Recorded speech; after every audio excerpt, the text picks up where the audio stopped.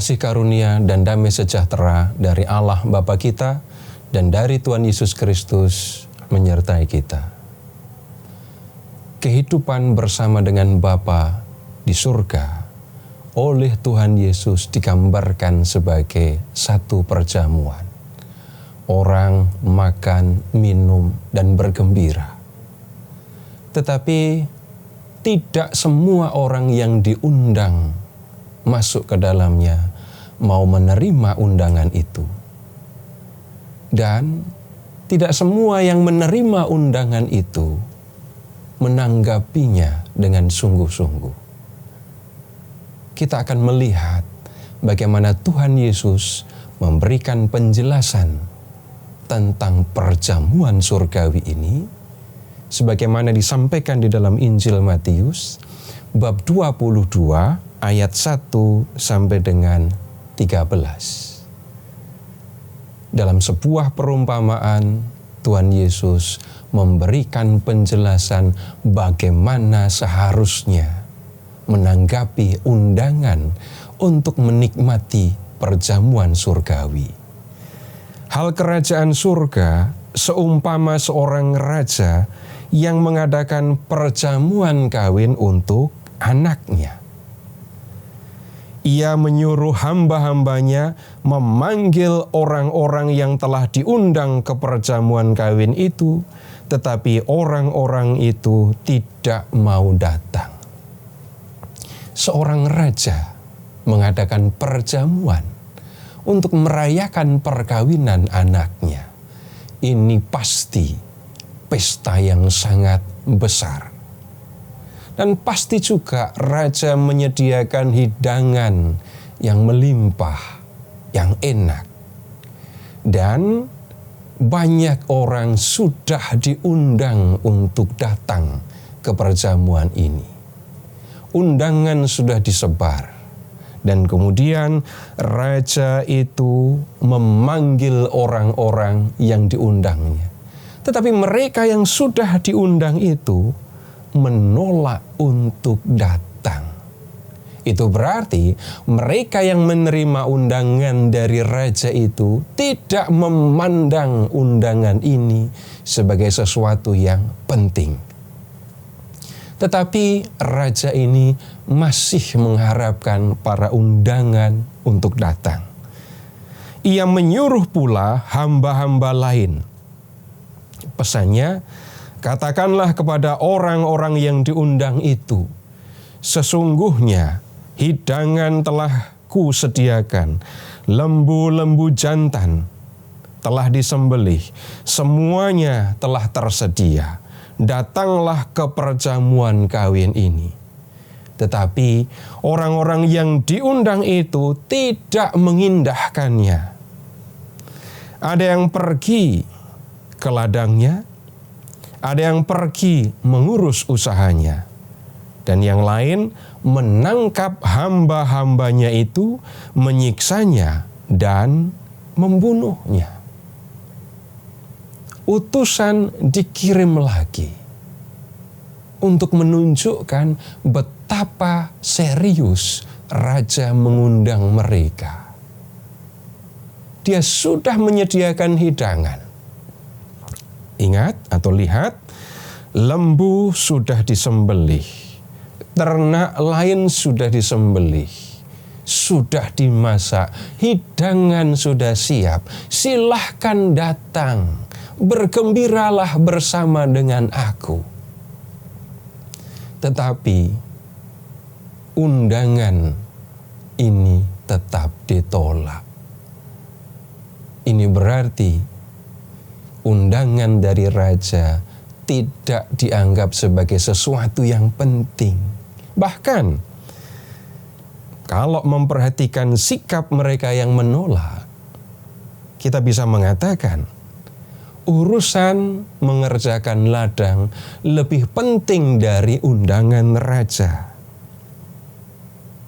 Urusan mengurus pekerjaan usaha lebih penting dari undangan raja. Bahkan ada yang menangkap hamba-hamba yang diutus oleh raja lalu menyiksa, bahkan membunuhnya. Itu berarti orang-orang ini memandang undangan raja sebagai sesuatu yang mengganggu. Bahkan mereka menghina raja dengan menyiksa dan membunuh orang-orang yang diutusnya. Nah, raja tidak tinggal diam. Maka murkalah raja itu, lalu menyuruh pasukannya ke sana untuk membinasakan pembunuh-pembunuh itu dan membakar kota mereka. Raja tidak tinggal diam melihat penolakan, penghinaan yang dilakukan kepadanya. Mereka yang sudah menolak undangan raja menerima konsekuensi dari raja. Nah, kemudian raja mengambil tindakan yang lain. Sesudah itu ia berkata kepada hamba-hambanya, perjamuan kawin telah tersedia, tetapi orang-orang yang diundang tadi tidak layak untuk itu. Sebab itu, pergilah ke persimpangan-persimpangan jalan dan undanglah setiap orang yang kamu jumpai di sana ke perjamuan kawin itu.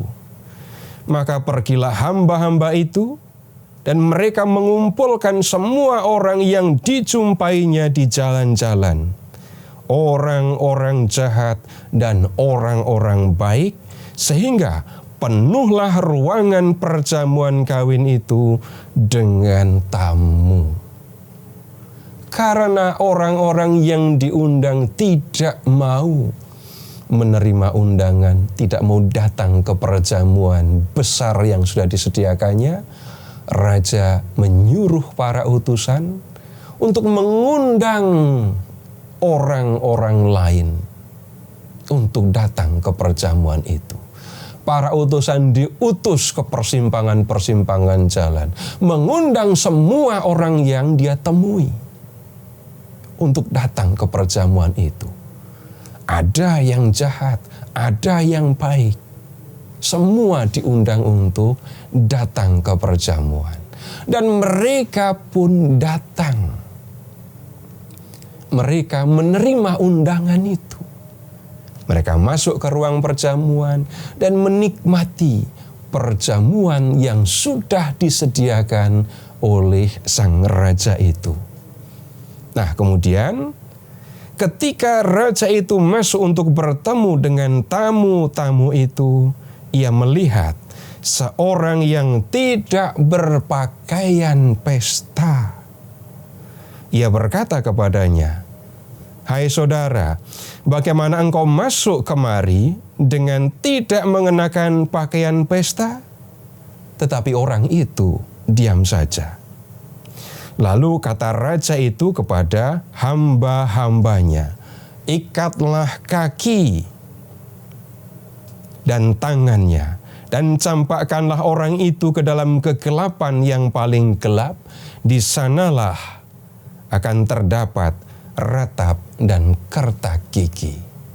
Ketika perjamuan sedang berlangsung, raja masuk ke ruang perjamuan, menyapa para tamu.